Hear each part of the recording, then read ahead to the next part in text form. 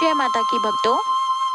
तो आज जानेंगे काल भैरव अष्टमी के बारे में, उनकी पूजा विधि, उनकी कथा, उनके महत्व और उनकी कथा के बारे में। तो चलिए शुरू करते हैं। जैसा कि काल भैरव महादेव का रौद्र स्वरूप है, काल भैरव को भूतों के राजा भी कहा जाता है। तो सुबह सबसे पहले आप स्नान कर ब्रह्म मुहूर्त में काल भैरव जी की तस्वीर लगाकर आप उनकी पूजा अर्चना करें। सबसे पहले पूजा स्थल पर गंगा जल छिड़क कर उस स्थल को पावन पवित्र कर लें। इसके बाद एक थाली में रोली, चावल, तिल, काले तिल आप ले सकते हैं और दीवा रखकर जोत जलाकर काल भैरव जी की आरती करें। उनका चालीसा पढ़ें और उनका आप स्तोत्र भी पढ़ सकते हैं।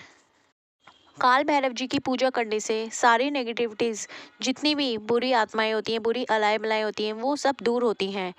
घर में पॉजिटिविटी का वास होता है और इंसान के अंदर से भय सारा निकल जाता है, वह निर्भय बनता है। जैसा कि काल भैरव को भूतों का राजा भी माना जाता है और मृत्यु का देवता भी कहा जाता है। काल भैरव जी के भोग के लिए वैसे तो उनको बेसन के लड्डू, उड़द की दाल के बड़े या फिर आप उन्हें पान का भोग भी लगा सकते हैं या फिर जलेबी का भोग भी लगा सकते हैं। ये सब काल भैरव के प्रिय भोग हैं। उनका वाहन श्वान है, यानी कुत्ता। वैसे तो उनके 8 स्वरूप हैं, तो उनमें उनके अलग अलग वाहन हैं, मगर जब हम उन्हें पूजते हैं तो उनके बटुक भैरव के रूप में पूजते हैं, क्योंकि वो उनका बाल रूप है। जैसा कि उसमें उनका जो वाहन है वो श्वान है। इस दिन आप काले कुत्ते को रोटी खिलाएं, उसकी सेवा करें और आप उसे पनीर भी खिला सकते हैं। हो सके तो अपनी श्रद्धा अनुसार मंदिर में दान पुण्य करें।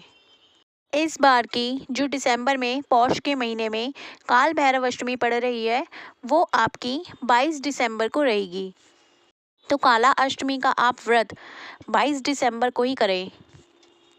22 दिसंबर को ही दिन में 2:31 से अष्टमी तिथि का प्रारंभ होगा और शाम को नेक्स्ट डे 23 दिसंबर को शाम को 5:07 पर इसकी तिथि समाप्ति होगी। इसलिए ही आपको इसका जो व्रत है वो 22 दिसंबर को ही रखना है, क्योंकि कितने लोगों के यहाँ चंद्रदेव को अर्घ्य दिया जाता है और उसके बाद ही कुछ ग्रहण करा जाता है, रात को भोजन, व्रत का पारण किया जाता है।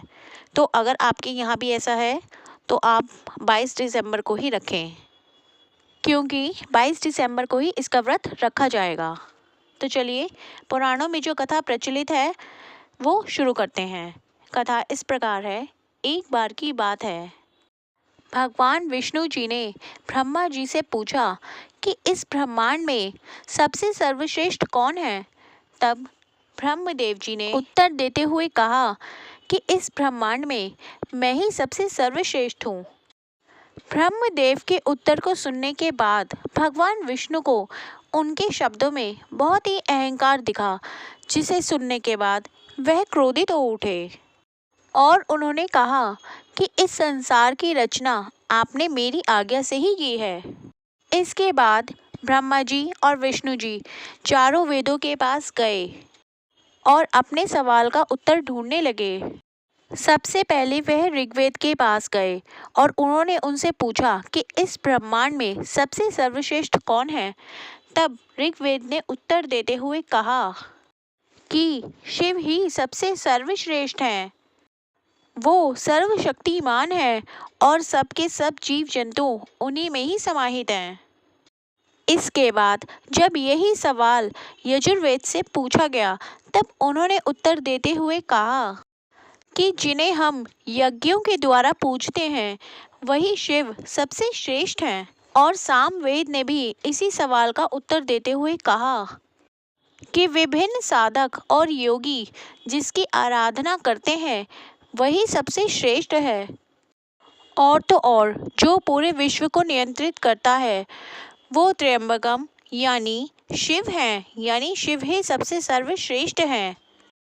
अथर्ववेद ने भी कहा कि भक्ति मार्ग पर चलकर जिसे पाया जा सकता है जो इंसानी जीवन को पाप से मुक्त करता है, मनुष्यों की सारी चिंताएं हरता है, वही शिव सबसे श्रेष्ठ है।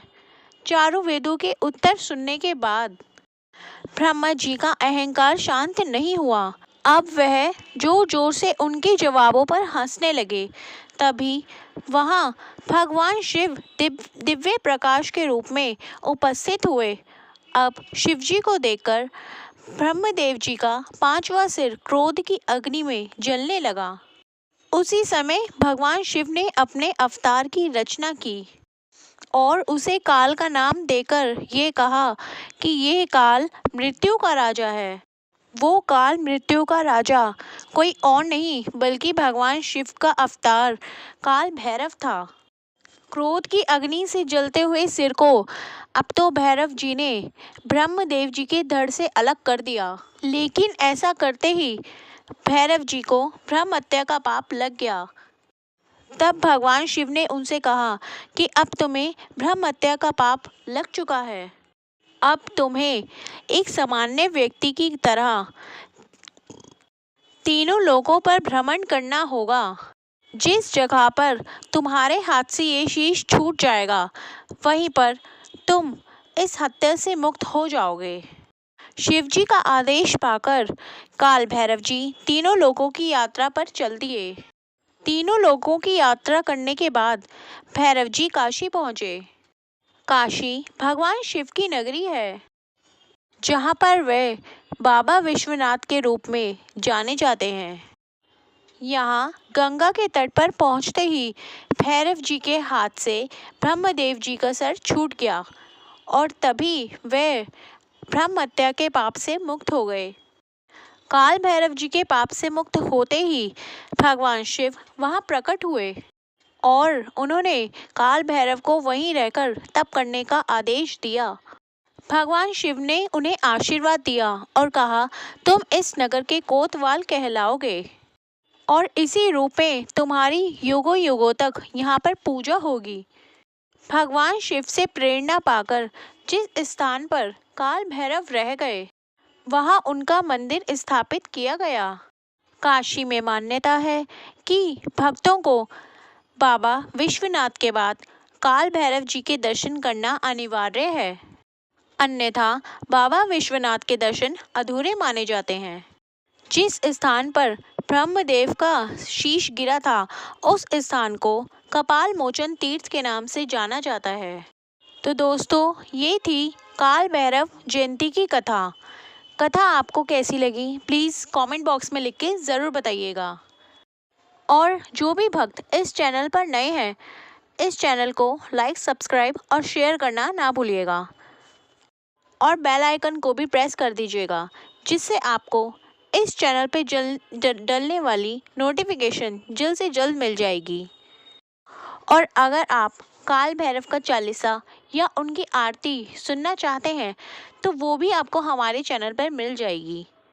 धन्यवाद। जय काल भैरव। हर हर महादेव।